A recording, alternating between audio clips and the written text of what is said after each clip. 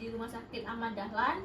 Di sini saya akan meminta Ibu terkait penyakit Ibu yaitu obesitas dengan dislipidemia karena dari rujukan oleh DPJPH Ibu. Saya di sini akan memberikan edukasi dari penyakit Ibu tadi. Sebelumnya, apakah saya boleh tahu Ibu berat badan Ibu sebelumnya berapa dalam 3 bulan terakhir atau 1 bulan terakhir ini? Kalau kemarin itu terakhir ngukur itu dari rumah sakit itu ya Mbak. Oke. Sebelum masuk rumah sakit itu berat badan saya tuh awal 3 bulan terakhir itu tuh sekitar 86 kilo. Oke, baik. Terus pas awal masuk rumah sakit tuh kalau nggak salah ada di 92 kilo. Oke.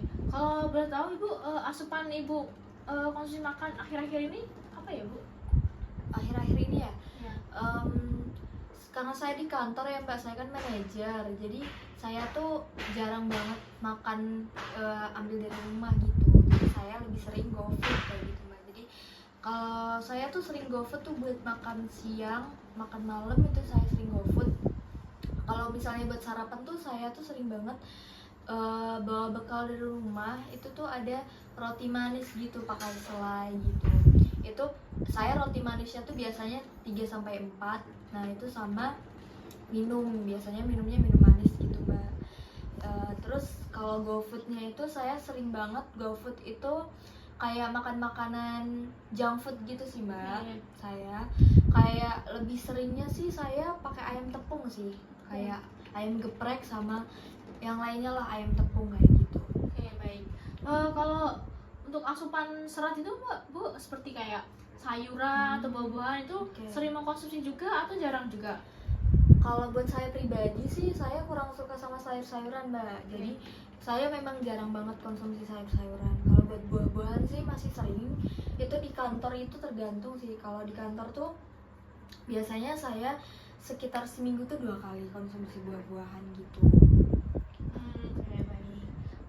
Ibu sering ini Bu minum air putih atau membawa tumbler gitu ke kantor atau bagaimana Ibu untuk konsumsi air putihnya? Kalau buat air putih ya Mbak, saya sering bawa tumbler gitu dari rumah gitu. Tumblernya itu kalau nggak salah tuh dari 2 milian gitu lah gitu. Tapi itu biasanya kadang nggak habis juga itu tumblernya. Karena saya tuh lebih sering, jujur saya tuh lebih sering konsumsi kopi sih Mbak. Kopi? Iya, sehari itu biasanya saya bisa dua kali ngopi itu. Itu kopi instan Ibu? Iya, kopi instan itu. Kalau tapi saya juga sering beli kopinya tuh dari GoFood gitu juga sering. Oke, gitu. Oke, itu kopi instan biar nggak ngantuk ya Ibu? Iya, pas di benar kantor banget. Oke. Lebih sering malam sih itu Oke, kopinya. Baik. Sebelumnya Ibu dari yang saya dapatkan informasi dari Ibu tadi, Ibu jarang mengkonsumsi sayur karena tidak suka ya Ibu. Terus juga jarang mengkonsumsi air putih, lebih sering konsumsi junk food, ayam goreng tepung, terus lebih sering konsumsi kayak ayam geprek, ya Ibu, terus kayak roti yang instan gitu. Oke, baik. Baik Ibu, di sini saya akan memberikan edukasi terkait riwayat penyakit Ibu tadi, obesitas dengan dislipidemia. Sebelumnya Ibu, saya izin bertanya, apakah Ibu sendiri mengetahui apa sih itu obesitas dengan dislipidemia? Obes sama dislipid ya Mbak? Iya, betul. Kalau buat saya pribadi sih obesitas tuh tahu saya tuh dia kenaikan berat badan ya Mbak ya. Dia kenaikan berat badan. Kalau buat dislipid tuh saya kurang tahu sebenarnya, tapi kemarin tuh dokternya tuh pernah bilang ke saya kalau misalnya dislipid tuh salah satunya tuh kadar kolesterol, kalau nggak salah tuh kolesterolnya tuh tinggi gitu. Oke, betul Ibu. Yang Ibu bilang tadi betul banget. Kalau dislipidemia itu kolesterolnya tinggi, namun tidak hanya kolesterol saja Ibu.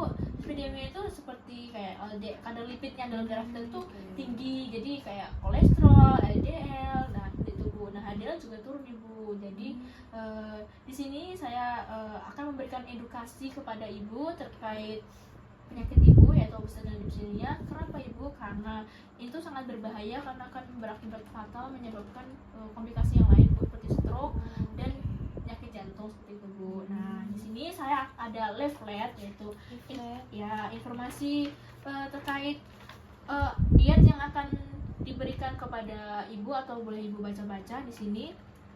diet pasien obesitas dengan dislipidemia ini tuh ada beberapa cara pengaturan konsumsi dietnya ibu, boleh ibu balik. Nah di sini bertujuan untuk mengatur pola makan untuk pasien dengan obesitas dan dislipidemia, kemudian untuk membantu memenuhi kebutuhan gizi secara adekuat. Nah di sini ada tujuan dan juga syarat, kemudian juga ada cara pengaturan dietnya. Nah karena tadi ibu sering mengkonsumsi goreng-gorengan seperti berlemak dan bersantan, nah di sini tuh untuk teknik pengolahannya, kalau boleh saya rekomendasikan itu lebih sering sebaiknya itu direbus atau dikukus, dan kalau bisa tuh mengkonsumsi menggunakan sedikit minyak tuh sedikit itu loh Bu. Nah terus juga kalau bisa tuh menghindari konsumsi makanan yang tinggi lemak seperti tadi ayam geprek kan, ayam goreng tepung ya ibu, terus kotak-kotak jeroan seperti itu Bu. Nah di sini ada tuh menggunakan metode piring T, yaitu jadi itu kan piring kan bulat ya ibu. Nah itu dibagi itu setengah yang di atas, setengah itu tuh atau yang di bawah, setengah sayuran dan buah. Nah untuk seperempat lagi itu protein hewani dan nabati seperti ikan, tahu, tempe gitu tuh. Nah terus yang seperempatnya lagi itu dari sumber karbohidrat dari nasi. Mungkin ada gambar visualisasinya mbak? Oh boleh ini. Nah di sini ada rekomendasi piring T. Nah seperti ini Bu.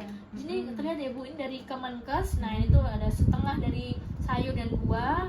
Nah seperempatnya lagi dari protein hewani dari ikan dan telur atau ayam. Nah di sini sebelahnya lagi ada seperempatnya di sumber karbohidrat seperti ini, kentang dan lain-lain. Nah di sini ada contoh menu makan sehari Bu. Nah di sini bisa ibu baca, ada makan pagi nasi putih. Nah untuk nasi putihnya tuh boleh ibu buat masuk nasi putih tuh tapi dikurangin porsinya ibu, dari kan tadi ibu 5-6 centong ya biasanya ya. Nah bisa di 1,5 centong dikurangin, terus lebih di volumenya lebih diperbanyak di asupan sayur dan buah-buahan seperti itu Bu. Kalau buat saya kurang suka sayur itu gimana itu mbak? Oke, nah di sini boleh banget ibu ibu tuh mencari resep-resep ibu di YouTube atau di mana itu tuh yang dibuat di aneka gitu, dibuat olahan seperti rolade sayur atau nugget sayur seperti itu ibu. Nah tapi nuggetnya tuh dari bahan-bahan alami itu Bu, dari sayur, dari kentang seperti itu.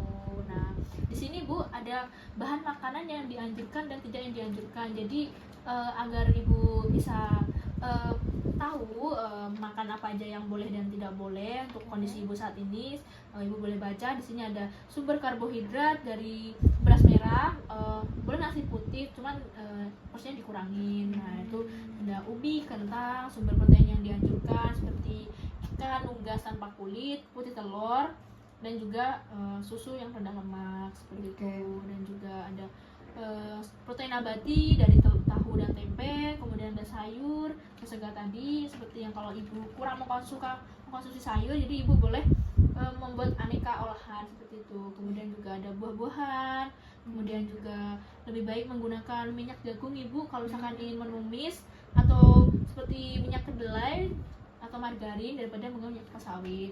Kemudian juga ada di sini bahan makanan yang tidak dianjurkan. Nah di sini itu tuh karbo dari sumber karbohidrat tuh karbohidrat simplex, yaitu seperti donat, pie, dan juga kue itu tidak direkomendasikan ibu.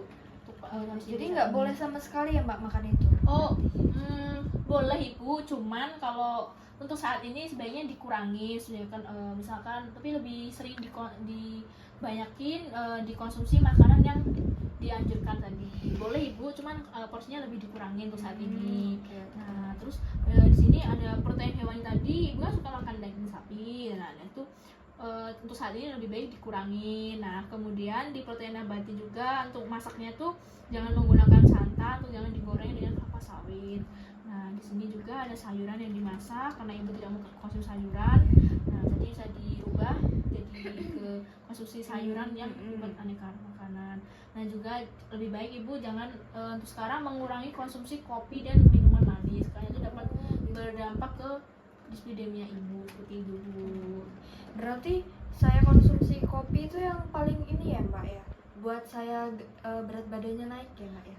Sebenarnya tuh nggak langsung membuat naik gitu ya Bu, cuman sebenarnya yang bisa membuat berat badan ibu cepat naik tuh konsumsi makan ibu yang kayak nasi putih Mm-mm. 5-6 centong gitu, terus juga konsumsi karena ibu makannya nggak teratur di kantor ya, jadi itu tuh yang bikin kayak cepat tinggi tuh makanan junk food tadi bu, ayam geprek yang nggak teratur, ya itu tuh yang bisa bikin komplikasi dari dislipidemia tadi seperti itu ibu. Nah untuk edukasi ini apakah masih ada yang perlu ditanyakan ibu atau masih ada yang belum dipahamin? Udah sih mbak. Oke baik. Kalau gitu terima kasih ibu. Semoga edukasi yang saya berikan ini bermanfaat untuk ibu dan ibu cepat sehat kembali dan pulih ibu. Sebenarnya terima kasih ya ibu. Iya, terima kasih, Mbak. Iya, semoga cepat sehat ya ibu. Iya, terima kasih. Iya.